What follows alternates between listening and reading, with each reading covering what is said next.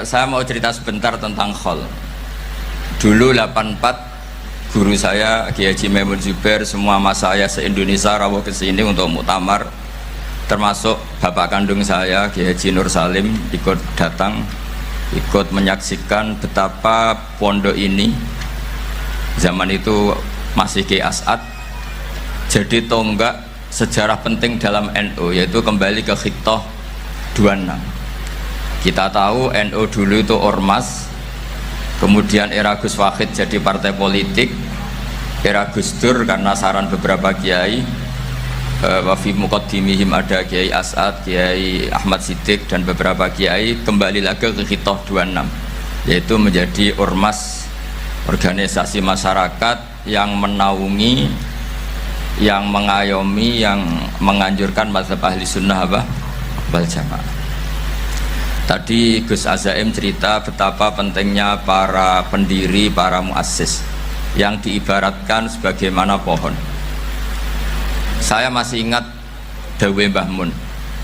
Saya nanti cerita mas saya sebentar, terus cerita kitab Al-Ataqoh As-Somadiyah dikarang Said Muhammad, fawaidnya maksudnya. Kalau Islam Arab, ini kata Mbah Mun, kalau Islam Arab itu contohnya kayak pohon kurma, jadi kuat, dan wajah tasbihnya itu di daunnya tidak jatuh. Tapi kalau Islam Indonesia kata Mbah Mun itu kayak padi, jadi ya agak doyong-doyong sedikit gitu. Jadi untuk menghadapi angin besar itu pilihannya dua, Anda kekar kayak kurma atau fleksibel kayak padi. Jadi ya doyong-doyong sithik gitu ya. Ada koruptor sowan, salam templeknya ya diterima gitu ya. Ada calon bupati cantik ya didukung, pokoknya agak-agak doyong gitu. Tapi baru kayak doyong itu nggak bisa roboh karena fleksibel. Jadi kazar in akhraja syatahu, jadi ada dua tamsil. Karena memang menghadapi orang fasik, orang dolim ini, kita sebagai ulama itu ya kebingungan. Ini mungkin Ki Afif bisa bahsul masail ini. Karena pertanyaannya gini, saya berkali-kali digojlok sama bapak saya. Berteman orang fasik hukumnya gimana? Pasti dijawab haram. Tapi kalau pertanyaannya dibalik, membina orang fasik hukumnya gimana? Baik. Dan bisa membina kalau berteman.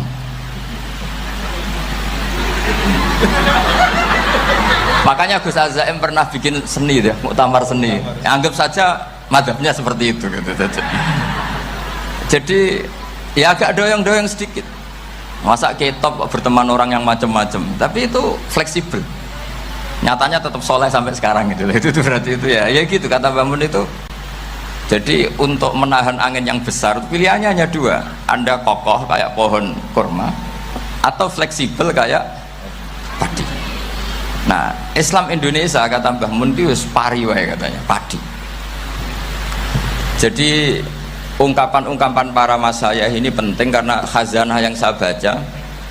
Saya berkali-kali cerita ini dalam kitab Khilyatul Auliya. Itu Abu Nu'aim Al-Asfihani cerita tentang riwayat Sufyan bin Uyainah. Ini gurunya Imam Syafi'i. Itu setiap kali Nabi Isa dan Yahya, ini dua nabi yang sekurun, sama-sama masih muda. Nabi Yahya itu senengannya dolan ke orang-orang soleh, menyambangi orang-orang soleh. Tentu itu bagus. Tapi kalau Nabi Isa ini suka menyambangi orang-orang yang fasik, orang-orang yang nggak jelas. Ketika dua beliau ini ketemu, tentu yang perlu jawaban Nabi Isa karena kontroversi, berteman sama orang-orang yang nggak jelas. Kata beliau, innama ana tabibun udawil mardo. Seorang kiai, seorang nabi, orang yang baik itu ibarat dokter. Di mana-mana dokter tuh ngobati orang yang apa? Sakit. Kalau Anda dokter dan peneliti satu penyakit, pasti cari daerah yang banyak pandeminya. Masa neliti pandemi di orang-orang yang apa? Sehat. Jadi ini juga perlu dibahsul masailkan karena tadi dibolak-balik itu.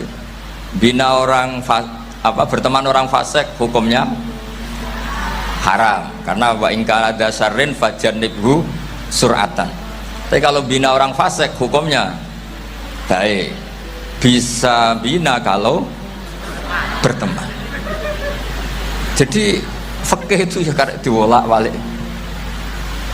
Makanya sholat juga gitu, sholat yang tumak nina yang lama itu ya bagus. Masa jagongan mbek pangeran nggak asik, jagongan sama teman aja asik, masa jagongan sama pangeran tidak apa asik. Tapi kalau Ibnu Abbas sholat tuh cepet.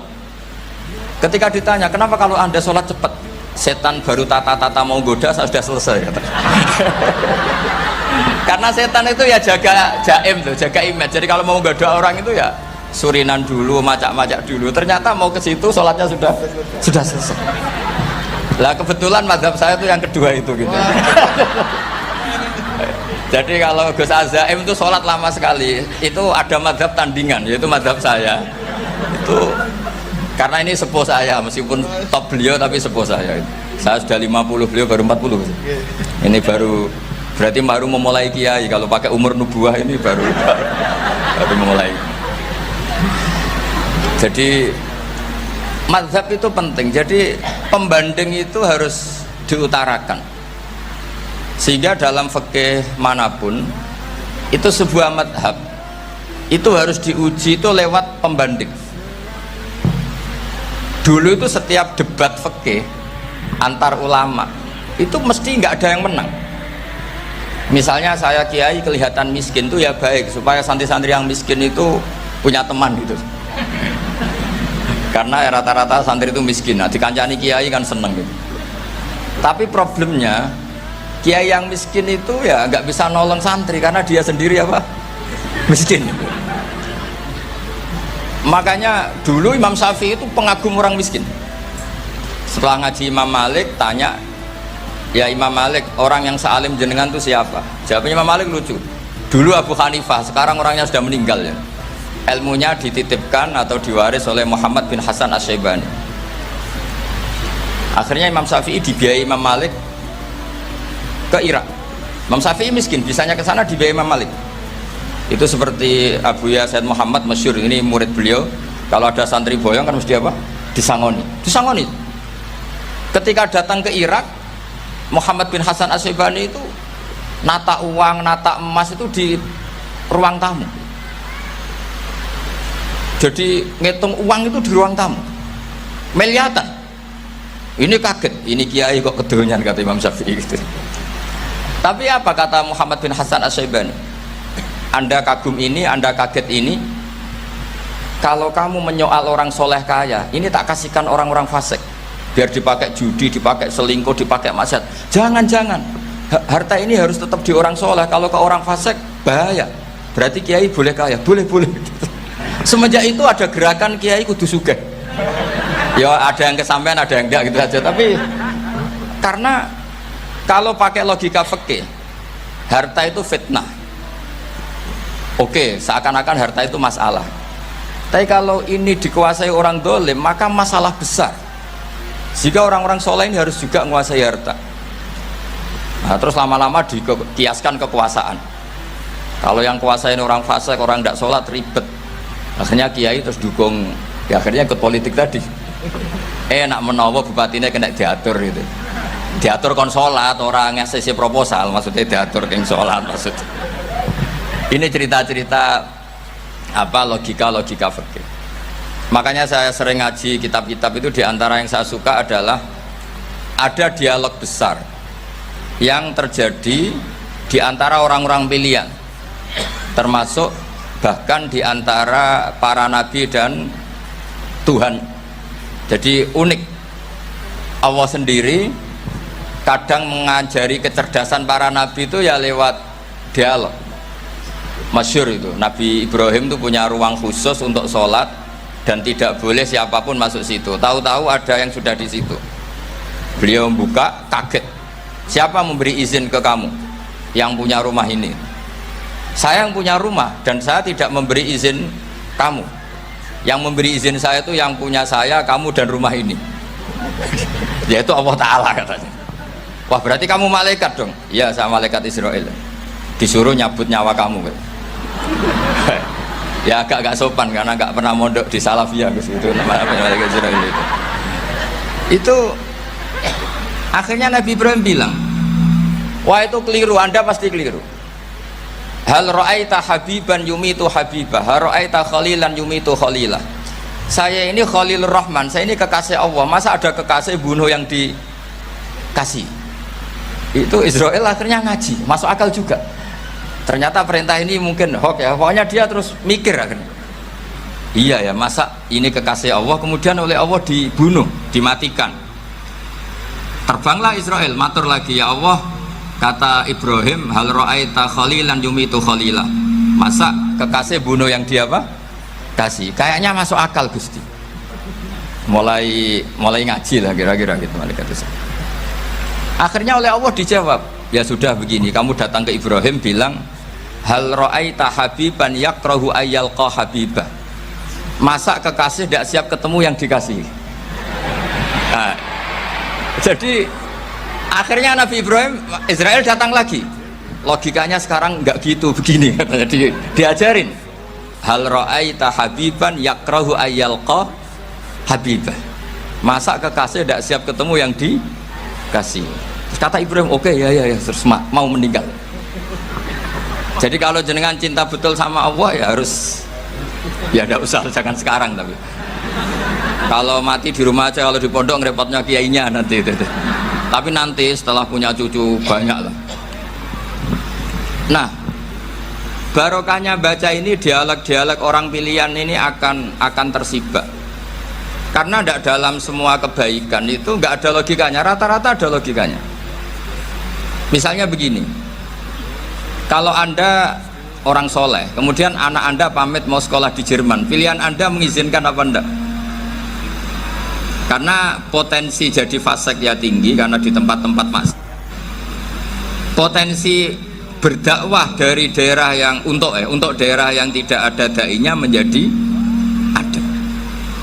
Itu mesti ulama itu berdebat. Misalnya punya anak pamit mau kembali atau keluarga, yang satu cara berpikir optimis.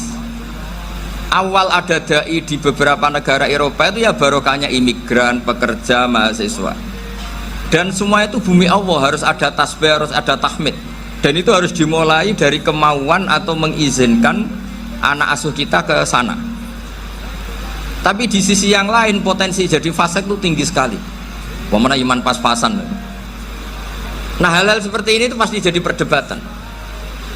Dan kita harus menjawab.